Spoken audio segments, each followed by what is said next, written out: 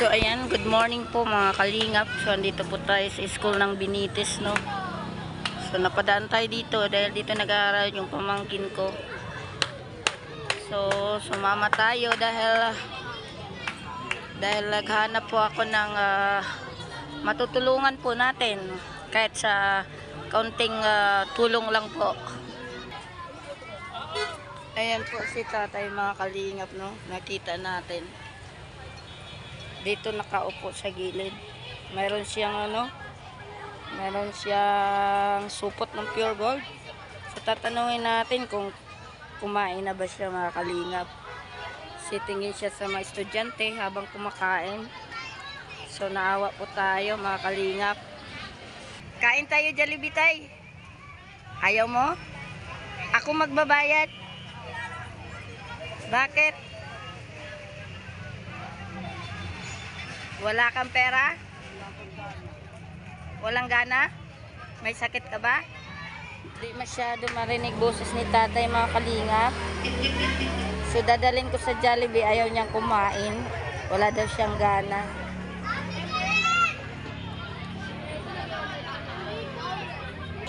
Tay, pagganahin kita kumain.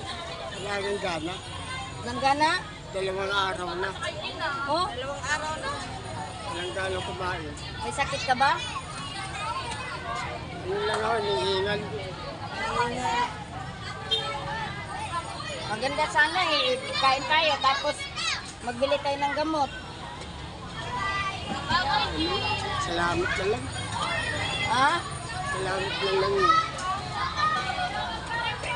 O sige tay, dito na ako, ayaw mo naman kumain. Salamat na lang. Eh, pira na lang sa iyo.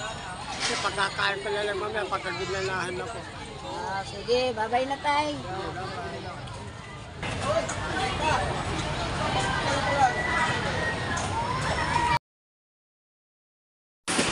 Ayan mga kalingap. So vlog natin si tatay. So sa tingin ko po kay tatay ay hindi po siya after sa pera mga kalingap, no. So may mga tao pa palang mga ganito sa sitwasyon, kahit ganito ang sitwasyon natin sa Pilipinas. So yun, naawa po ako kay tatay at gusto ko po siyang pakainin sa Jollibee. Wala daw po siyang pera. Sabi ko ako na po magbabayad mga kalingap. Wala daw po siyang gana. So salamat na lang po, sabi ni tatay.